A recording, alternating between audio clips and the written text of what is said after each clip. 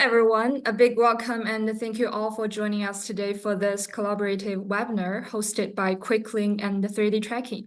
My name is Jenny from the Queclink marketing team. We're truly excited to see so many of you joining us today. To make sure everything is working properly, please click the raise hand button if you can hear us. If you have any questions during the presentation, feel free to leave them in the chat box. Our panelists from the Queclink and the 3Dtracking will be monitoring the chat and are ready to assist you. We will also have a dedicated Q&A session after our speaker's presentation, so you are welcome to ask questions then as well. Today, we will be diving into the topic of the evolution of the dashcam, the next generation of all-in-one fleet and video telematics solutions. Before we get started, allow me to introduce our distinguished speakers. Vernon, the UK and the EU sales director at Queclink, who has been deeply involved in the telematics field for over 2 decades. Vernon's extensive experience and insights will provide us with a comprehensive view of the current and future landscape of video telematics.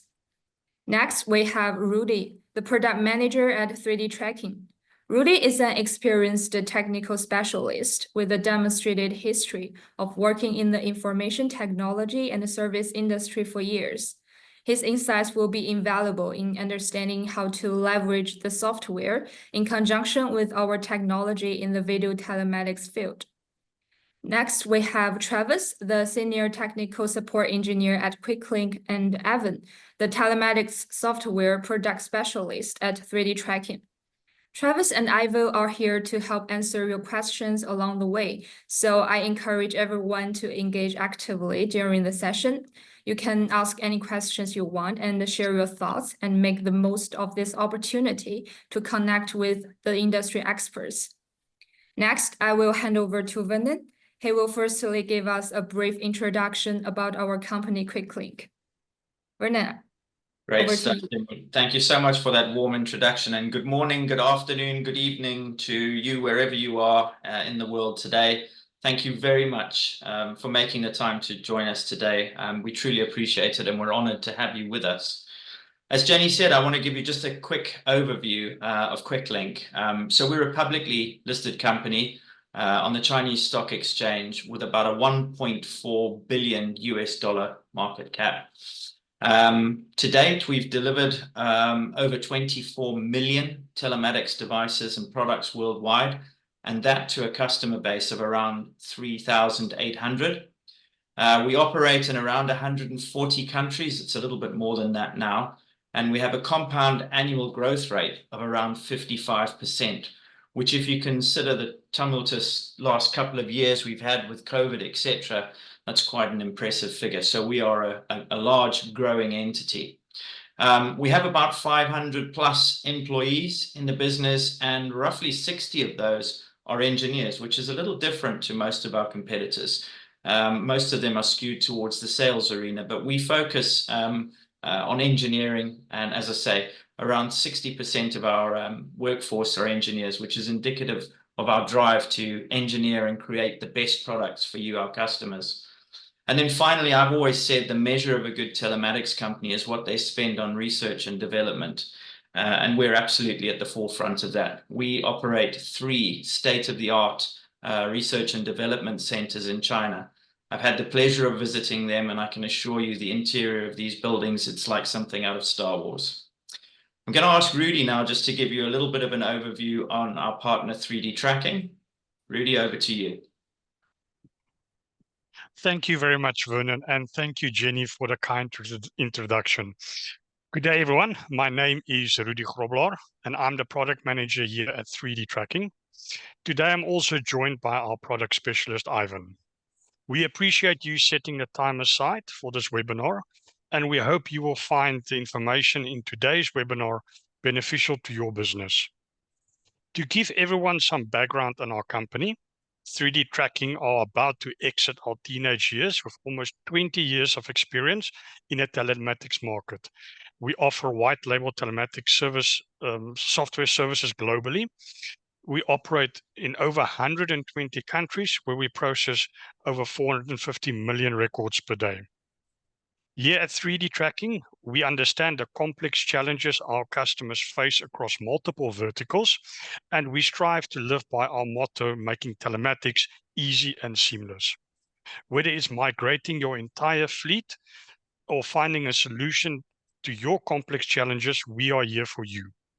When you're working with 3D Tracking, you will have a dedicated account manager, ensuring that you get the attention you deserve. All multilingual account managers and support are located throughout the world, ensuring you can get the best possible service and one-on-one support, making us your #1 global telematics platform. With us, you don't have to worry about making backups of your telematic data. After a few months, as per other platforms, we do not delete your data and provide unlimited historic telematic data for your fleet. Yet again, another factor setting us apart from the rest. As a device agnostic white labeled solution, our teams are always at work incorporating the latest telematics devices and creating user-friendly solutions.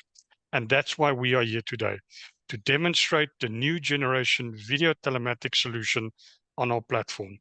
Back to you, Vernon. Lovely. Thanks for that, Rudy. I'd just like to talk everybody through the current market trends for video telematics. Now, first and foremost, AI-powered video telematics, and that's kind of the buzzword that's been going around for a while now. What does that actually mean? Well, what it is, it's removing the need for human review to identify patterns within telematics. Basically, if you think about it, and to put this into context, if you had a fleet of around 50 vehicles and each vehicle was generating 4 video clips a day, which, believe me, is very, very little, that would be roughly 1,000 videos a week for one person to watch. So you would need a massive transport department to actually stay on top of video footage for a relatively small fleet. So with AI-powered video analysis, we've got computers doing all the reviewing for us, and we can literally they can review thousands and thousands of videos literally within minutes rather than days or weeks as it would be if humans were doing it. The next trend we're seeing is dual facing and multi-camera dashcam solutions. So dual facing has become increasingly popular because operators wanted to link the driver's face to events. So you may well have seen, for example, a braking event in a legacy telematics solution, but you wouldn't have any idea as to why that happened. If you then had the driver's face on video and could see it synced at the same time as the event, it may well be that he was distracted. It may well be that he was fatigued. It adds context to the actual telematics event. Driver coaching, safety and engagement. So on top of the old legacy metrics you used to get from telematics like speeding, cornering, etc., video telematics now brings a whole bunch of new metrics into the fold, enabling far more accurate driver scoring and coaching. Think about things like distraction, fatigue monitoring, as I mentioned earlier on. The next trend we're seeing is safety and engagement.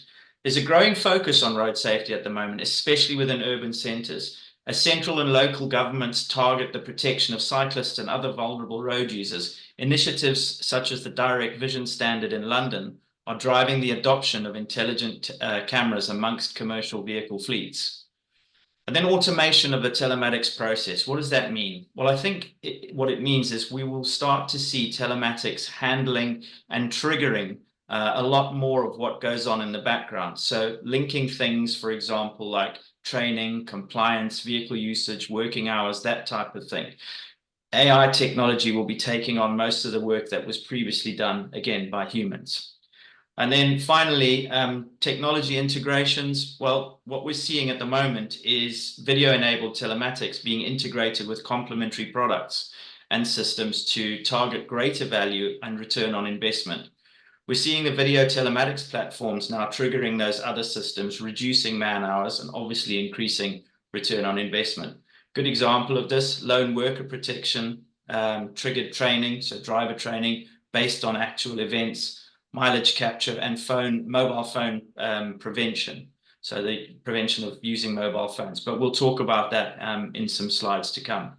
So those are the current trends at the moment. But where are things going? These are the things that we've seen to date, or in effect, the evolution of the dashcam. So in terms of emergence and rapid adoption, I think it's really important to take ourselves back in time. As Jenny said, I've been in telematics now for more than 20 years. And if I go back in my head 10 years, video telematics didn't exist. And if you consider that there's going to be, it's predicted there'll be around 11.3 million systems in operation by 2027, that is a staggering amount of growth within a very short space of time. The very first connected camera was actually a dash camera. So as we talk about evolution, I've put in here from dash cams to MDVRs. The first connected dash camera came out, but then there was a requirement for the larger, more complex systems that go onto heavy goods vehicles, etc., to also be connected. And that required a great big shoebox size device that went under the seat of or in the driver's cab of a truck to actually connect all the various different cameras around that truck and transmit that information across. But what we're seeing now is a little bit of a switch back from MDVR to dashcam. And why is that? Well, I think the big trigger for it has been the advancements in processing power and capabilities of the dash camera. The ability for dash cameras to now have more than one channel. So we talked about that driver-facing camera. What about other cameras as well? And then the other thing that we've seen is dash cameras becoming an all-in-one fleet telematics product. So before, what we tended to see was people would have a legacy telematics box that was installed deep within the dash of the vehicle, and you would have your video telematics camera that were doing two separate jobs, and somewhere behind the scenes, people were stitching the two together. What we're seeing now is the capability within cameras to actually do the whole job. And that's one of the points we're going to discuss in this webinar a bit later on. So I won't say anything more on that until we get to those slides.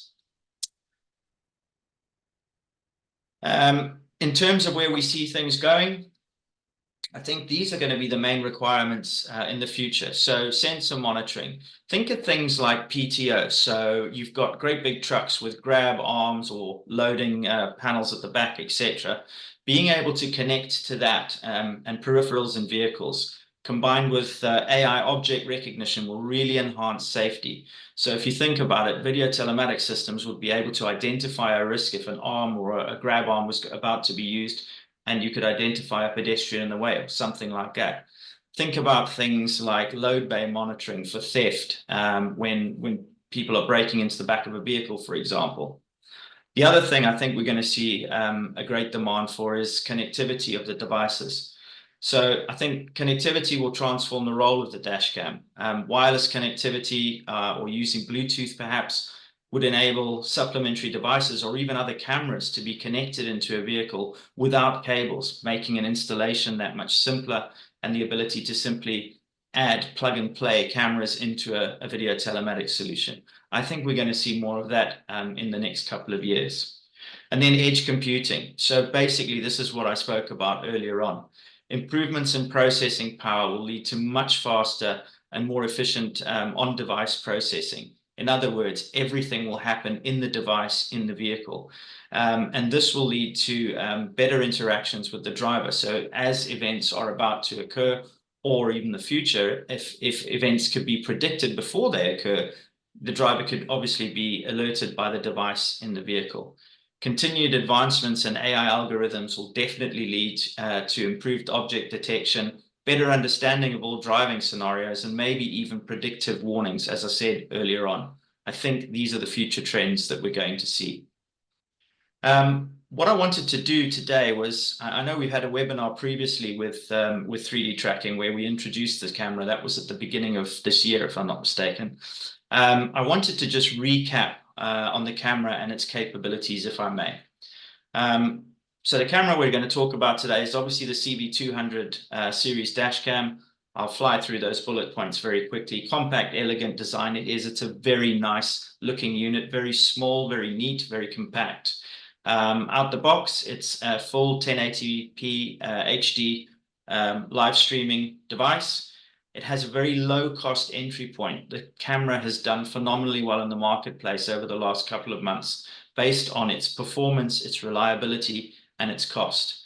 There is a great path to increase your sales revenue with the ability to add functions like DMS, ADAS, secondary channels, driver identification. We'll talk about all of those things in a while, but it makes a great product for an entry-level customer who's never really had video telematics before. They can start off with a basic camera, and as time goes by, you can add to that, or they can add to that and increase your sales revenue.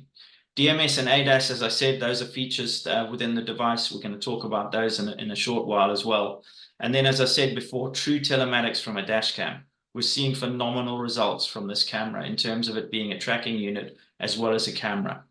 And then it's based on Android technology, which doesn't sound too involved, but believe me, I think it's one of the camera's USPs. And the reason for that is with Android technology, the camera is essentially always awake.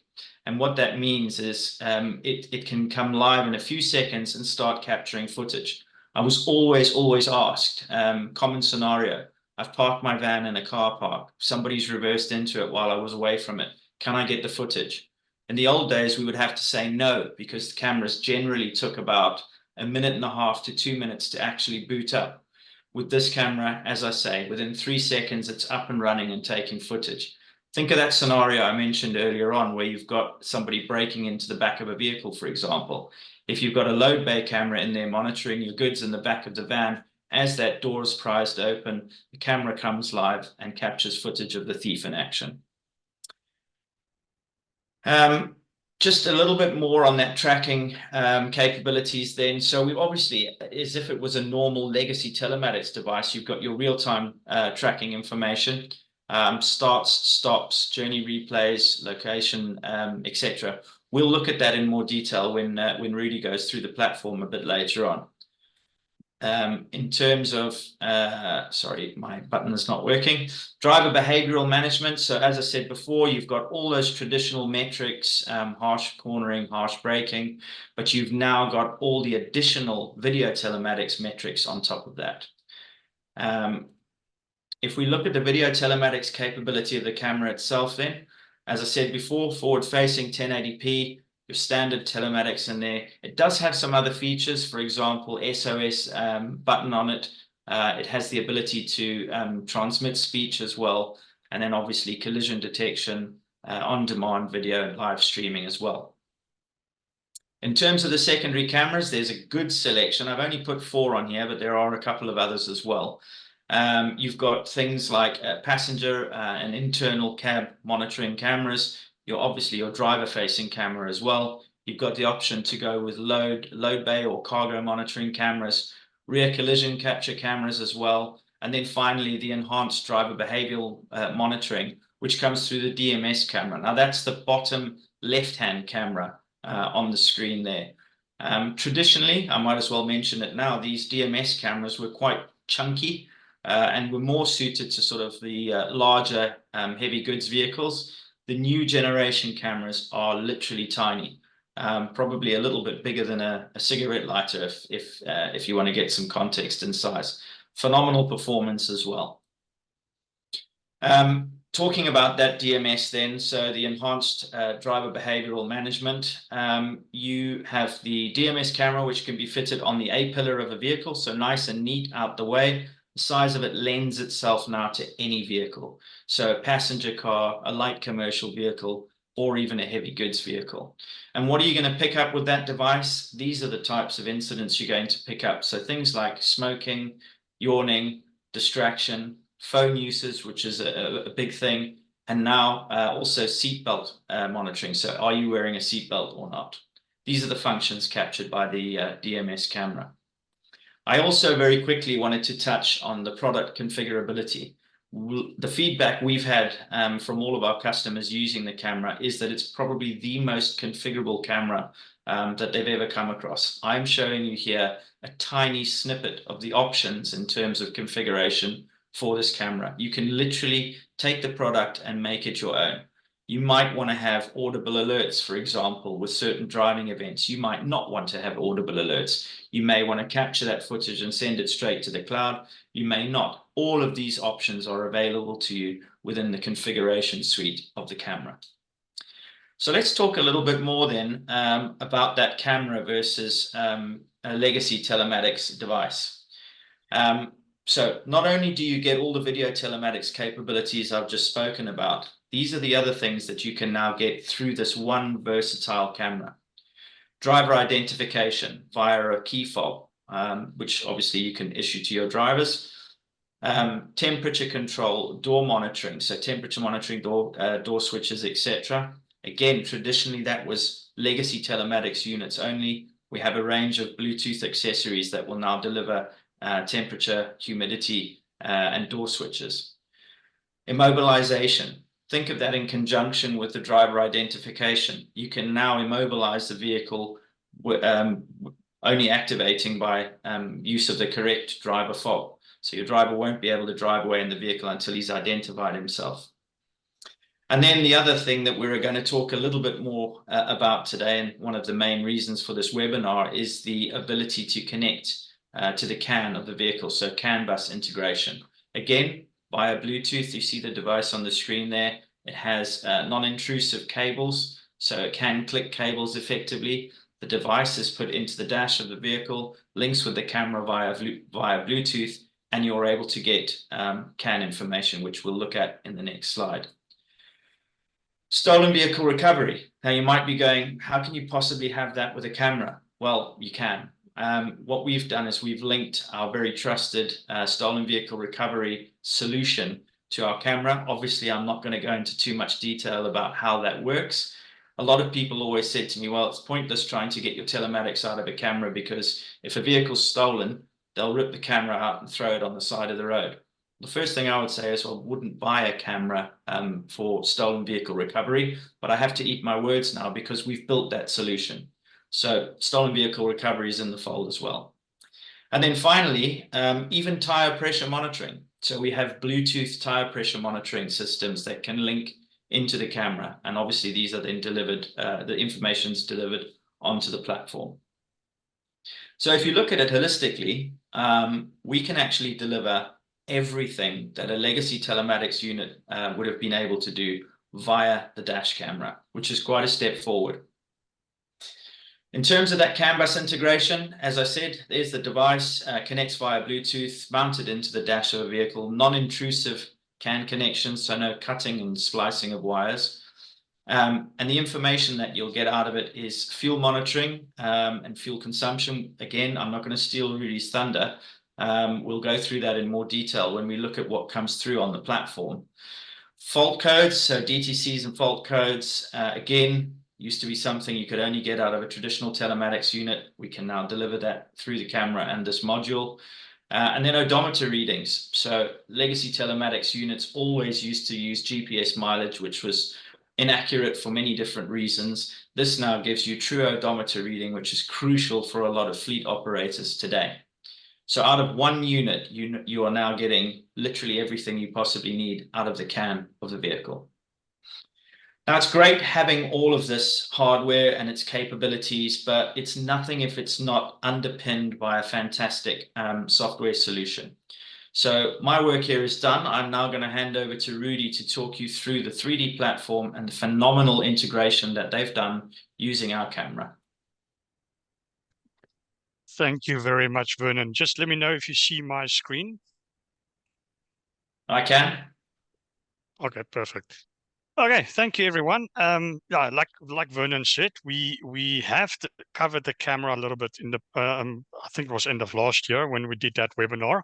But I also want to recap just a few things that we've done in the meantime regarding the camera. Again, when you log on to your platform, you will meet your device and directly from the tracking page, you can initiate a live stream. So I'm doing this live. So let's hope the internet gods are on my side. Yes, they are. And here we can see we actually took this unit from the vehicle. Of course, we got basement parking, so it's actually sitting on our offices, and you're actually looking at the back of Table Mountain there. The feature we've included on here is we've listened to our partners, and they've complained that some people keep this live stream open the whole time. So what we've built in a timer. You can see here there's a 30 seconds remaining on the timer, and we've built in a timer to automatically switch the stream off. So as soon as the timer reaches the 0 position, the stream will automatically be cut off, regardless if you're on mobile or on a large screen view. And you do have the ability to reset this timer. But as we can see now in a couple of seconds, this timer will automatically switch off. That time is obviously adjustable as a company-wide setting for your organization. Then also, you can see all the sensors are populated here, but we'll get back to these. You can see here, for instance, is a real-time odor from the device itself. I just want to go back to the other things we've worked on our platform. When I click on the unit, I can see the trips here for the last 24 hours the unit has done. And what you can also see immediately that looks different on our platform is the driver score rating. We have included the new, what they call the RAC, red, amber, green, which is an industry standard, especially in your oil and gas, to have this rating on the driver scoring to easily identify where problem areas are and where you can work on improving your driver behavior or your driver education. When I select a trip, for instance, again, we got the same thing here. We got your road speed and your speed graph available for you to view. But if I go into the trip detail itself, let's go look at one of the events that occurred. And this is actually taken this morning. Let me quickly see. Here's one. There was a mobile phone distraction. Again, the video is automatically uploaded from the device. It is what we call this, what Vernon is calling the edge computing stuff. So this is what's happening real time on the device. And we can see here this driver was using his mobile phone. You also have the ability to download this file directly from our platform, and you can then play this on your local player if you feel the need to do that, or send it to your different supplier or customer.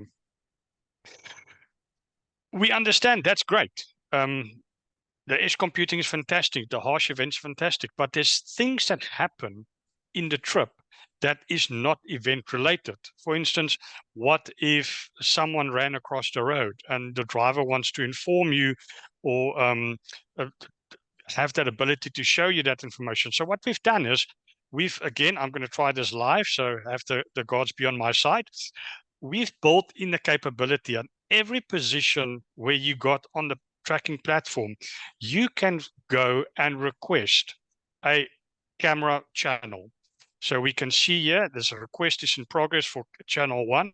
So what we are doing is we are making a real-time call to this to the device, or as soon as the device is online. It will be queued if it's not online, and we send it to the device. We request a 15-second before that time frame and a 15-second after that time frame. And then the device will start uploading. You can see here, it's in the downloading process. So we're getting that camera data directly from the device. So this is completely revolutionary. So now you don't have to go to your vehicle, try and get footage from a certain time frame. You can now just directly from the platform, sit there and request a video from this time period. It's still downloading. Gods might not be on my side, but we can back to that one. You can also see here for every position, we update all the sensor values. So these are the values we obtain from the CAN module. So all of them, as you see, as they come into the platform, they get updated in the CAN module.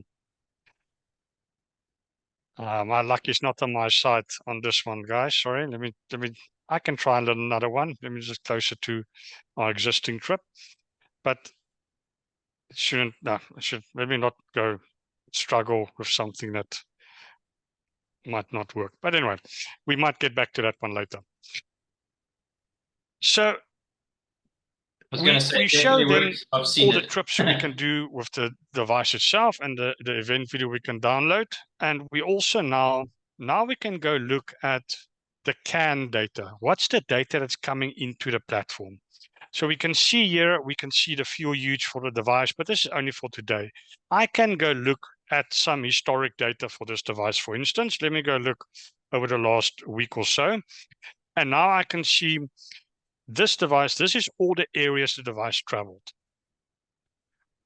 On an instance, I can now go to this, all the sensors from the CAN, and I can immediately see what happened over this time period for this this sensor itself. So this one here is the accelerator position. That's your pedal or your pedal for your accelerator, or your coolant temperature. You can do these as well. Or the more critical one that everyone wants to know is your fuel.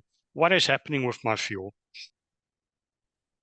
What you can see here is quite a few different graphs. You can see there's about 3 different colors in here. I can show them. I'll show you what these are.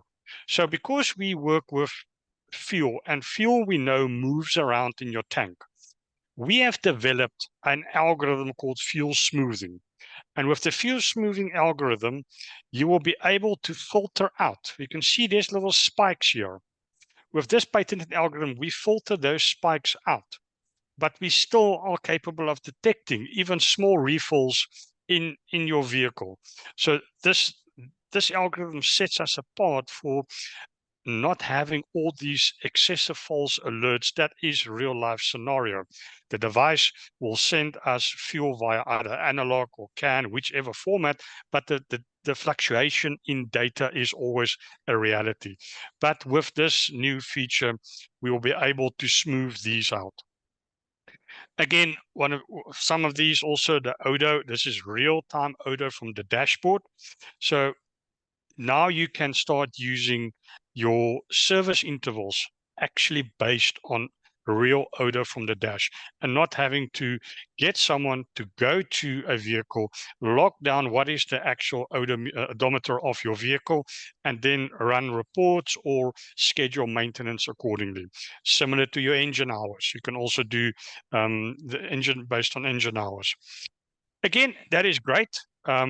But we also need to be able to visualize information. So you can also use our dashboard. Let me just hide this one. We can use our dashboard, and we can see here for this vehicle, again, for this past week or so, how much time it's spent in transit mode, idling. Idling is always the fuel thief. So we always want to keep an eye on the idling one. And we can see here, this is real time. How long did this vehicle idle on these days? This data is a little bit skewed because we did not hardwire this device in. So the idles does seem a little bit excessive here. Fuel usage, that's very accurate. So when it's driving, so you can also see how much fuel did this unit use per day and how much distance did it actually travel, the trip count versus distance. You can see there's alignment with these. And then also how long was the engine running over the period of time. Rudy, sorry to interrupt, but I just wanted to Yes. ask. I think one of the key things I'm being asked for at the moment is fuel theft. Now, you showed us that you can actually you can see where fuel was put into the vehicle. Are you able to show fuel theft as well? So if a vehicle had fuel siphoned out overnight or something like that? Great question. Absolutely, we can do that. So if you go to report, luckily so we can do a fueling report. For instance, if you can see, you can run a report where a vehicle was fueled up, and you can see the historic data.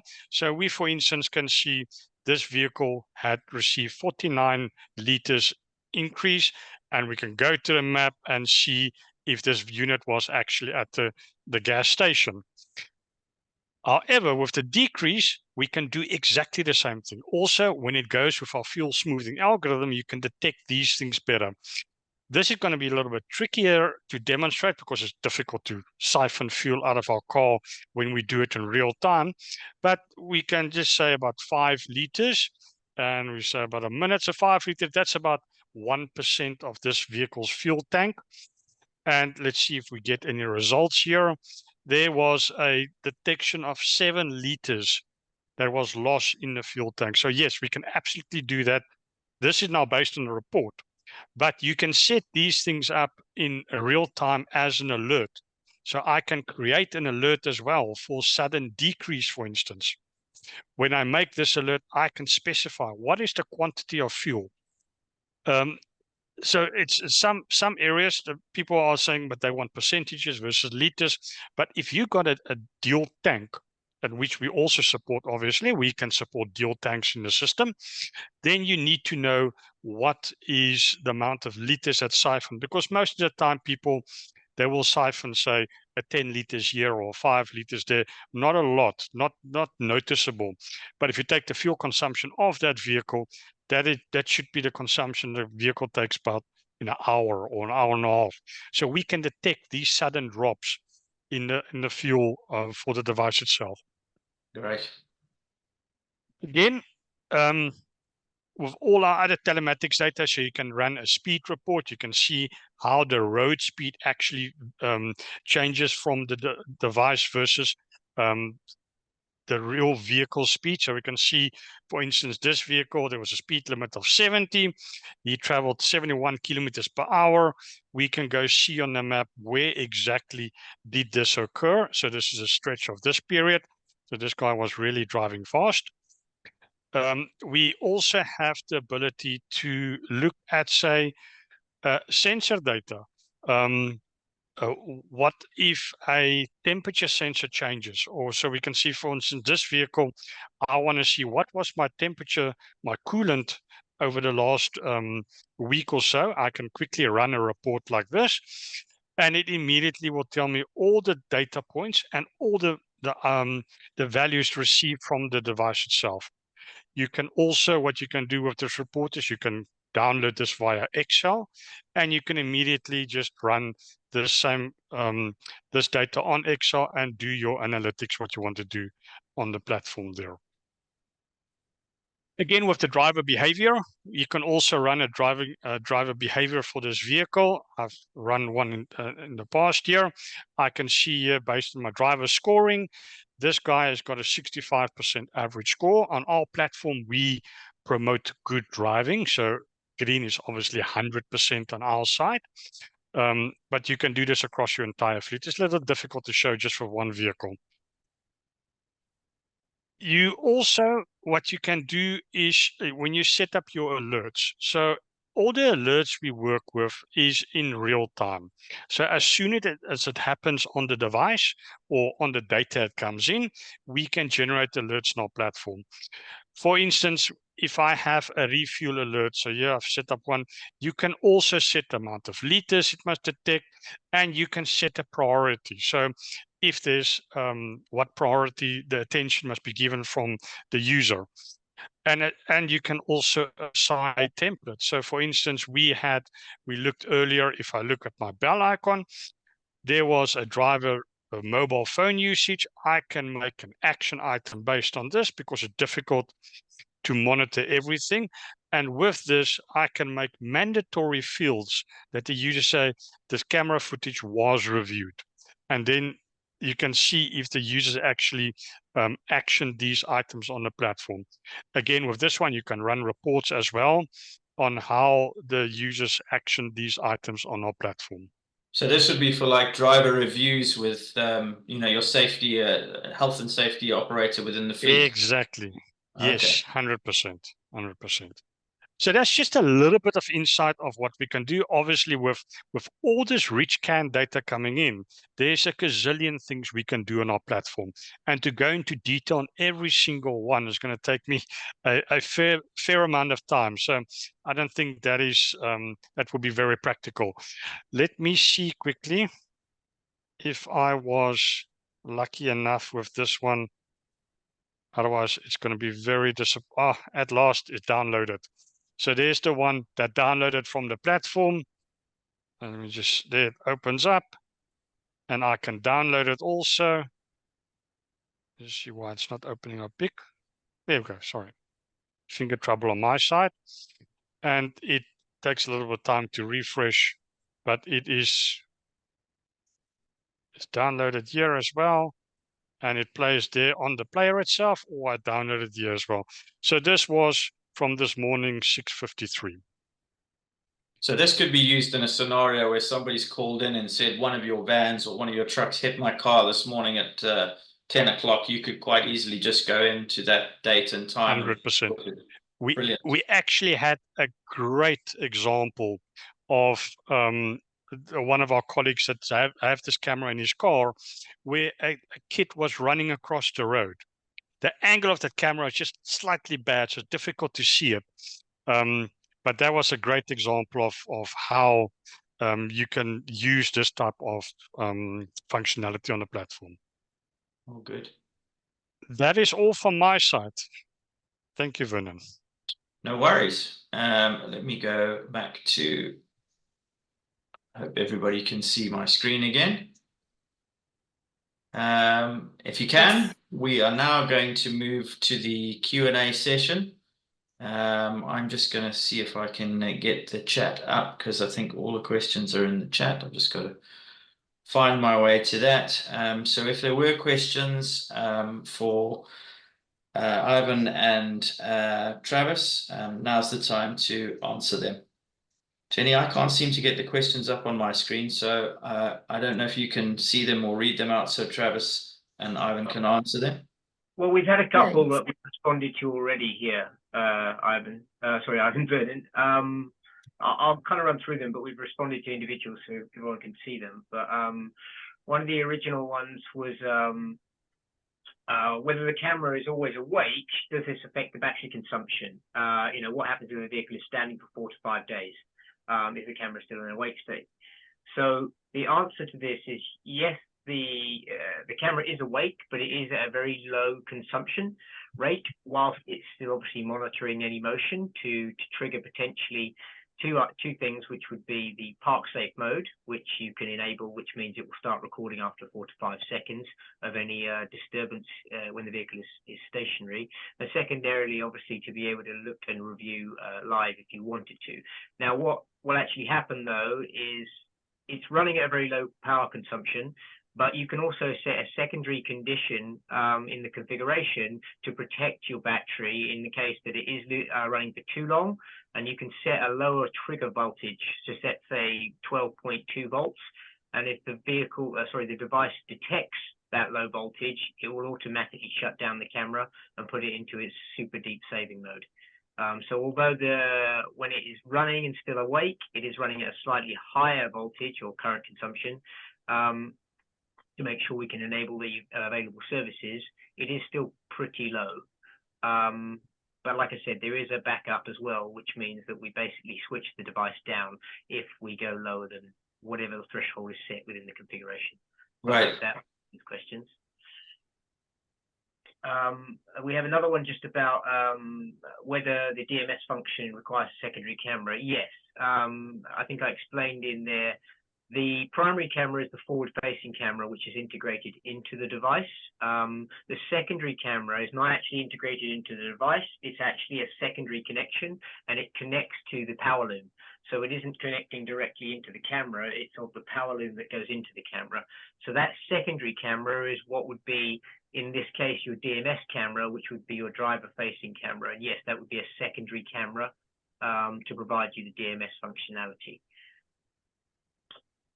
I can see one that says, can the video be saved onto our own cloud server? Which I know the answer is yes.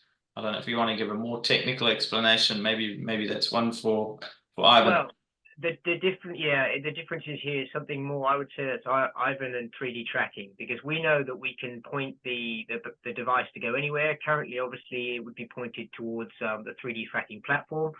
So that's, I suppose, a question to Rudy and Ivan about, is there a way that somebody could have that data available to them directly rather than obviously on your platform?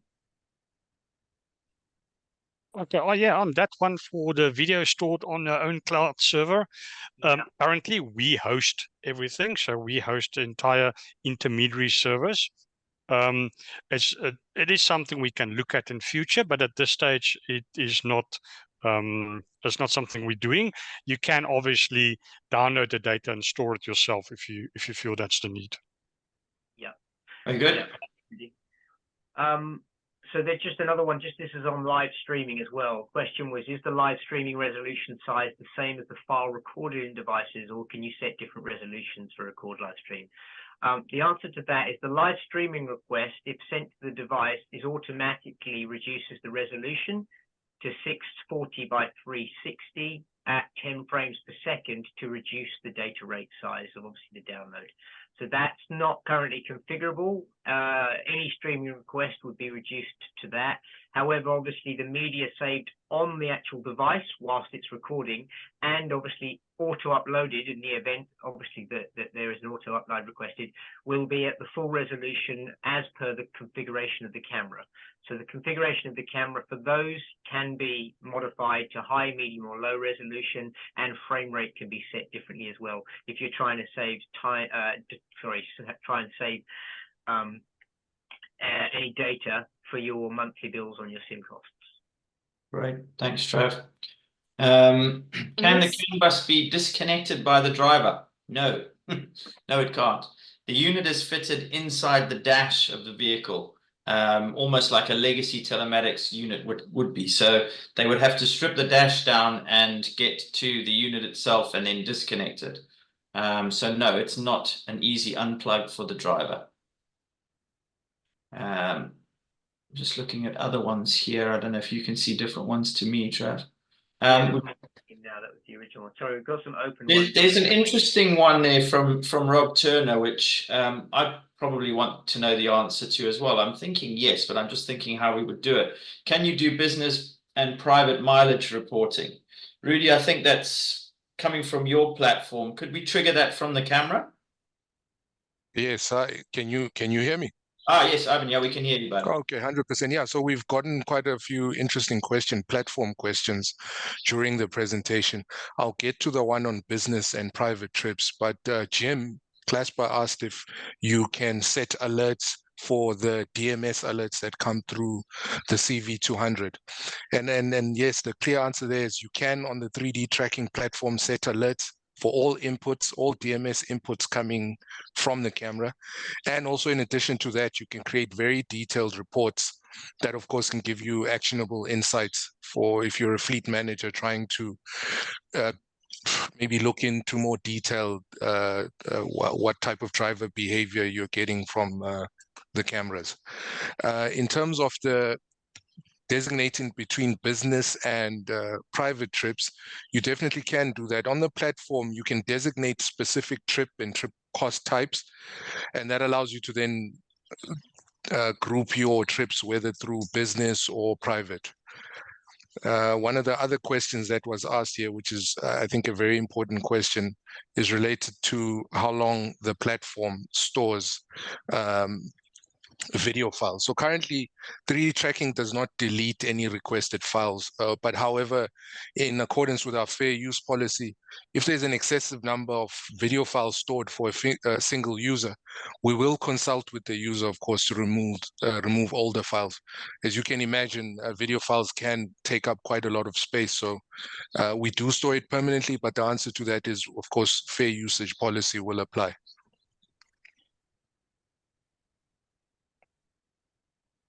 I think that was the last of the questions there, Vernon. I'm not sure if there's any more.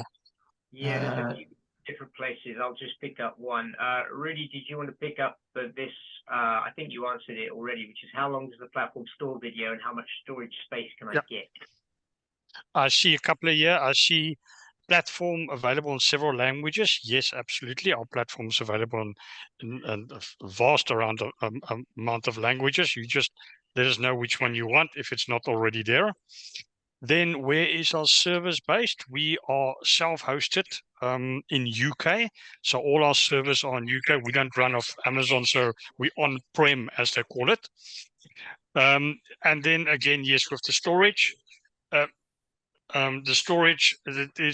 it's to note that when we do storage, as Ivan mentioned, at this stage, we don't do a hard enforce on how much video you store on a device or how long it will be stored on the device. We will take it at a case-by-case basis. If you go excessive, then obviously we'll have a chat with you and start either charging or removing the older data. In what video format saved on camera? As far as I know, everything is MP4. So if it's saved on the camera as well, and that's also what we request from the device.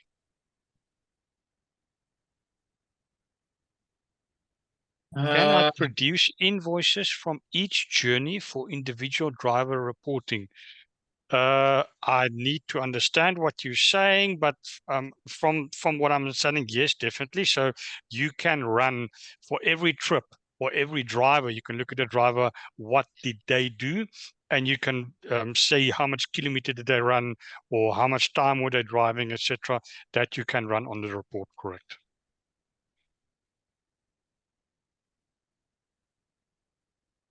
The other one, really sorry, was one I think we missed, which was just how long does the platform store video and how much data space can I get? That was from Sierra. It's all right. It's in a different. It's in the question and answer session rather than the webinar chat. So there's two different places. Yeah, I think that one I've kind of already answered about how long it's stored on and how much data you can use on the platform. There is some other ones I can see here. Are you thinking of creating a B2C reseller app? I think just maybe reach out to me exactly what your requirements is there. We are in the process of looking at enhancing our platform, including our mobile app. Do you provide API to access video files on the camera remotely? At this stage, no. We don't. There's no API currently where you can request a video like I've done the 30-second request, but that's a great suggestion. I'll definitely take that into account to look at that. James Slater also asked, is the equipment Thatcham approved? James, no, you have to get Thatcham approval on the device. I can tell you that we do have, no, sorry, I'm thinking of a different approval. You would need to put the entire solution through Thatcham to get an approval. That's done by you, the end user, not us as a business. So that's that one. Trying to see if there's any others.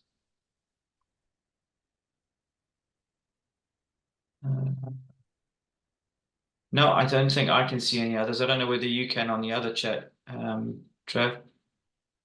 Yeah, so I see one that's just come in that the question is, does the system or does the platform allow streaming to the mobile app? And the answer to that is yes. The 3D tracking platform mobile app does give you the same access you'd have on the live platform via your web browser. So you can definitely stream to your mobile device. The other question that I saw earlier was, is it possible to download more than 30 seconds on the requested video files? So, I mean, typically incidents occur within a matter of seconds, and I guess downloading extended footage such as 5-minute clips provides really limited value. However, we will continue to monitor and see if there's a need to adjust that.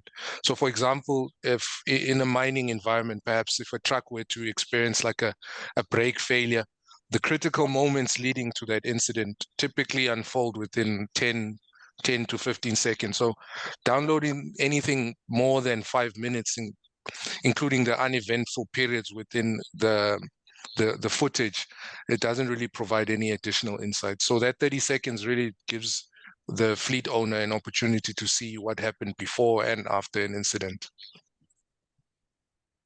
There's another one asking, can Queclink staff access your videos? No, we can't. The videos are all on either the 3D tracking platform, which obviously only you have access to. We certainly can't access any video footage. Yeah, I suppose to reiterate there, we have no connectivity with the 3D tracking platform. We just provide the hardware, which obviously they configure to point at their endpoints. So we have no interaction with the device after that point. There's just one coming here. Does the device have an internal battery? Yes, it does. It does have an internal battery, so it will maintain power for a period of time after, obviously, primary power is disconnected. You will also, I mean, I say also, Rudy will know this. If primary power is disconnected, the device does also send messages to say that the primary power has been disconnected. So. Don't know if there's any more on the other forum. I can only see what's on mine, and I think we've covered all of the ones. I see one here is more hardware thing, but I know the answer, so I can give that one as well. Fernando is asking for fuel consumption. Do I need to buy another fuel sensor, or is it all through the CAN bus? If your vehicle is supported on the list of supported vehicles, then you don't need to purchase anything additional. It will take it straight from the CAN bus. Yeah. I hope I answered that one correct, Travis? Yeah. Yeah. I mean, we have the CAN BLE 100, which is obviously what we use to get that data. So other than that, if it's sold as a single product, if you guys are obviously providing that solution as a single product, then yeah, there's no additional installation required. There is another one there. I don't know. Forgive me if this has been answered. I don't think it has. Safra has asked, is there a way to estimate data consumption? He's saying unlimited data is quite expensive. What's a safe data allocation for a video telematics solution? I know this is something that you're working on with several of our clients, Trav. So maybe you can answer that one.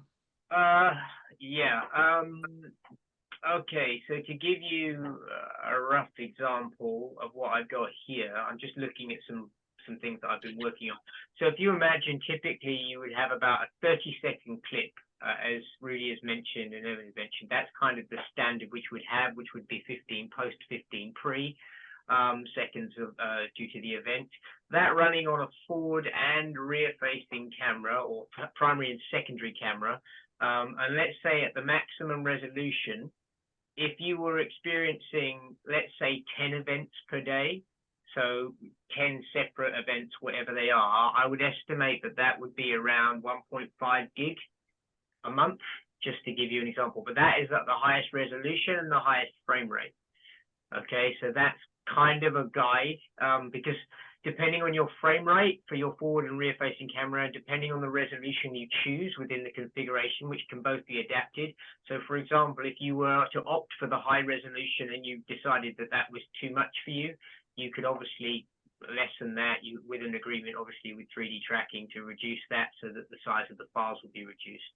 To give you an example, at the lowest resolution for both, you're still looking at probably 0.5, just over 0.5 of a gig. So that's at 15 frames per second and the lowest resolution that you can select on that. So I'm giving you kind of the highest and the lowest examples there. So between 0.5 of a meg for 10 events per day to about 1.5 is a good rough estimate. And that would be the difference between the high, which would be 30 frames per second on the forward facing and 15 on the internal. Thanks, Trav. Yeah, there's another one from Maxime asking Rudy, any way to turn the camera off when the ignition is off? I know the answer, but I'll let Rudy do that one. The camera will turn off. That's a device setting. So as soon as the ignition turns off, you will be able to set that timer for when the camera must be switched off. Again, there's also a question here, the same line, about the microphones. Can you switch on the microphone or off the microphone? Yeah. Again, same thing. It's a device setting, but we can also from our platform send that command directly to the device to disable that camera or that microphone. Whichever setting you can do with the configuration tool or the programming tool, you can send those commands over our platform to the device to change the settings accordingly. Yes, on the data consumption, that is a very good question, and no one's going to give you a real answer because it depends on your operation. I've personally seen people per month use only 1 gig of data, and I've seen people use 12 gigs of data. It all depends how much you're going to use. So the one thing you need to keep in mind is there's one element, which is obviously the video data you request from the device, which is all your event-driven data, but then also the live streaming, and live streaming also takes a lot of data. So it's all those factors you need to take into account. So it's very difficult to say. I think the average is probably around about 3 to 5 gig a month, but it depends on your operation. Yeah. And then Jason's thrown us a trick question. Does your internal camera have blurring capabilities for any people other than the driver within the vehicle for GDPR? At the moment, Jason, the answer to that is no. However, the DMS camera that we have has a very, very narrow field of vision, angle of vision. It's angled directly at the driver's face and takes obviously only the driver section of the vehicle into consideration. We are looking at blurring capabilities, both internal and external at the moment, but currently that's not something we offer. And I suppose just one more from me, I did pick up on here. There was a saying whether there's any additional channels available. Have we looked at 3, for example? The response to that would be this device is only a 2-channel device, which is forward-facing and then a secondary channel or secondary camera attached. So Queclink as a business are currently developing our 3rd generation camera, the CV300, and this will be looking at having 4 channels. So we're obviously considering that moving forward due to the request, and as Vernon said earlier, you know, that change in market where the dash cam is becoming more prominent, and having multiple cameras attached to that is something that we're working on. So obviously more memory capacity, capability, and also potentially things like blind spot detection is also potentially being added as an additional AI feature. So you'll be then looking at the DMS and ADAS and blind spot detection potentially available in that, because you can use obviously one of those channels as a side camera. Great stuff. Don't know if you can see any other questions, Trav. I think we're up to all of them on mine, what I can see. Well, the only can I identify drivers by biometrics? No, not currently. It is something that's being considered, but we're not currently doing facial detection at the moment. So driver ID currently on the camera can support what we call Bluetooth key fob detection, but no biometrics at the moment.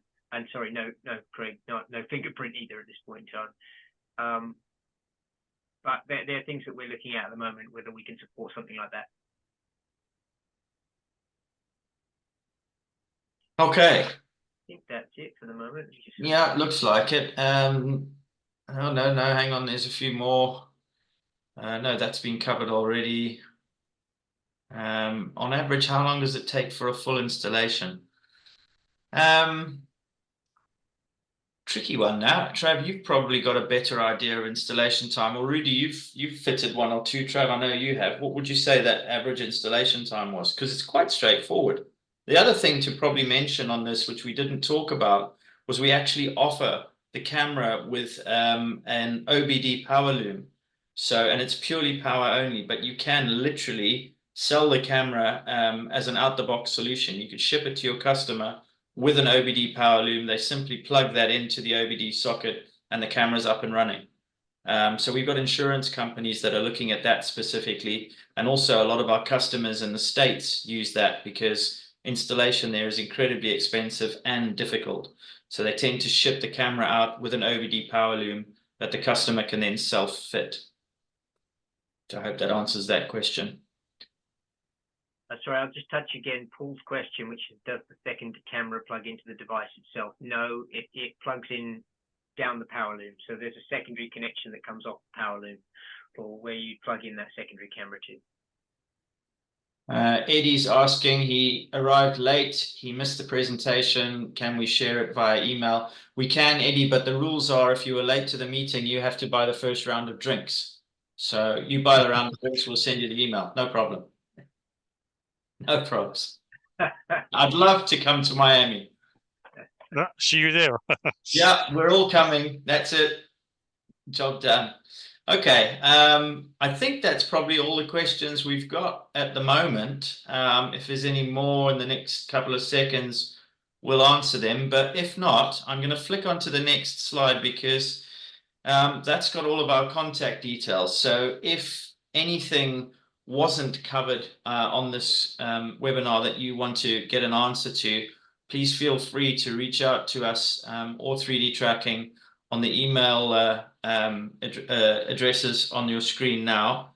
Going back to Eddie's current offer of coming to Miami, absolutely, the video is going to be available. We'll make sure that anybody who wants it can get a copy of it.